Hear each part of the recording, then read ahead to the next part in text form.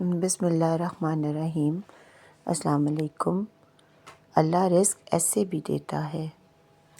قدیم زمانے کی بات ہے کہ ایک غریب مچھیرا تھا جس کا نام عبداللہ تھا۔ وہ نہایت تنگ دست اور کثیر العیال شخص تھا۔ اس کے 9 بچے تھے اور ایک صابر و شاکر بیوی۔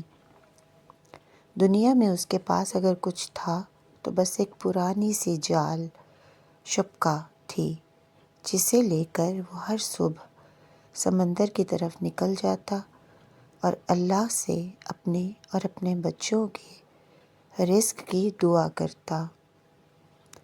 اگر کچھ مچھلیاں مل جاتیں تو بازار میں بیچ کر گھر کا خرچ چلاتا، اور اگر کچھ نہ ملتا تو خالی ہاتھ اور ٹوٹے دل کے ساتھ واپس لوٹ آتا۔ جو کچھ کماتا سب گھر پر خرچ کر دیتا، اپنے لیے کچھ نہ بچاتا۔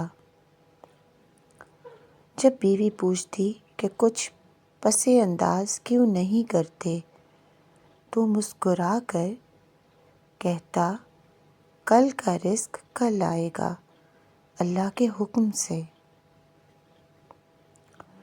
ایک دن اس کی بیوی نے ایک اور بچے کو جنم دیا۔ اب وہ 10 بچوں کا باپ بن چکا تھا، لیکن اس دن گھر میں نہ ایک دانہ تھا نہ ایک درم۔ بیوی کمزور حالت میں تھی اور بچے بھوک سے بلک رہے تھے۔ وہ روتے ہوئے بولی، اے عبداللہ، کچھ تو کرو، بچے بھوکے ہیں اور میں ناتواں ہوں۔ عبداللہ نے آہ بھری اور کہا، آج میں اس نومولود کے نصیب پر جال ڈالوں گا، شاید اس کی آمد ہمارے لیے برکت بن جائے۔ وہ سمندر کنارے پہنچا، ہاتھ اٹھا کر دعا کی، اے اللہ، میرے اس بچے کا رزق آسان اور فراخ کر دے۔ اس نے جال پھینکا، دیر تک انتظار کیا، مگر جب کھینچا تو صرف گھاس اور کائی نکلی۔ اس نے کئی بار کوشش کی، مگر شام تک ایک مچھلی بھی ہاتھ نہ آئی۔ مایوس دل کے ساتھ واپس لوٹتے ہوئے وہ ایک نان بائی کی دکان کے پاس سے گزرا۔ تازہ روٹی کی خوشبو نے اسے روک لیا، مگر جیب خالی تھی۔ نان بائی نے اس کے چہرے پر بھوک اور تھکن کے آثار دیکھ کر آواز دی، اے مچھیرے، کیا تمہیں روٹی چاہیے؟ عبداللہ شرم سے خاموش رہا۔ نان بائی بولا، شرماؤ نہیں، اللہ بڑا کریم ہے، اگر پیسے نہیں ہیں تو بھی لے جاؤ، جب آسانی ہو تو دے دینا۔ عبداللہ نے کہا، میرے پاس کچھ نہیں، بس یہ جال ہے، اسے رہن رکھ لو اور مجھے روٹی دے دو۔ نان بھائی نے انکار کر دیا، یہ تمہارے رزق کا ذریعہ ہے، اسے کیسے لے لوں؟ اس نے اسے روٹی دی، ساتھ 10 درہم بھی دیے کہ گھر کے لیے کچھ اور لے جانا، اور کہا، اگر کل بھی کچھ نہ ملا تو پھر آ جانا، میں صبر کروں گا۔ یوں 40 دن گزر گئے۔ عبداللہ روز سمندر جاتا، خالی ہاتھ لوٹتا، اور نان بائی اسے بغیر حساب کے روٹی اور درہم دے دیتا۔ عبداللہ شرمندہ ہوتا، مگر نان بائی کہتا، یہ حساب کا وقت نہیں، جب اللہ آسانی دے گا تب دیکھ لیں گے۔ 41ویں دن عبداللہ بہت مایوس ہو گیا۔ اس نے بیوی سے کہا، میں یہ پیشہ چھوڑ دینا چاہتا ہوں، شاید میرا رزق سمندر سے ختم ہو گیا ہے۔ بیوی نے جواب دیا، اللہ کریم ہے، صبر کرو۔ وہ پھر سمندر گیا اور کہا، اے اللہ، کم از کم ایک مچھلی دے دے تاکہ میں اپنے محسن کا قرض اتار سکوں۔ جال کھینچا تو ایک مردہ گدھا نکلا۔ وہ اور غمگین ہوا، مگر دوسری جگہ جا کر جال ڈالا۔ اس بار جال بہت بھاری تھا۔ جب باہر نکالا تو ایک عجیب مخلوق، آدھا انسان اور آدھا مچھلی۔ وہ ڈر کر بھاگنے لگا، مگر اس مخلوق نے آواز دی،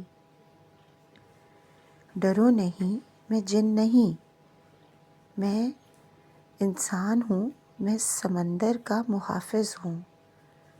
اگر تم مجھے آزاد کر دو تو میں روز تمہیں جواہرات دوں گا، بس بدلے میں مجھے پھل دیا کرنا۔ عبداللہ نے اسے آزاد کیا۔ وہ غوطہ لگا کر گیا اور تھوڑی دیر بعد موتی، یاقوت اور ہیرے لے آیا۔ عبداللہ خوشی سے نہال ہو گیا۔ وہ حیران بھی تھا اور خوش بھی تھا کہ اللہ ایسے بھی نوازتا ہے۔ بے شک اللہ کے رنگ نرالے ہیں، وہ بندے سے اپنے رزق کا وعدہ ضرور پورا کرتا ہے۔ بے شک اللہ بہت بڑا رازق ہے۔ اگلے دن سے وہ روز پھل لے جاتا اور بدلے میں جواہرات پاتا۔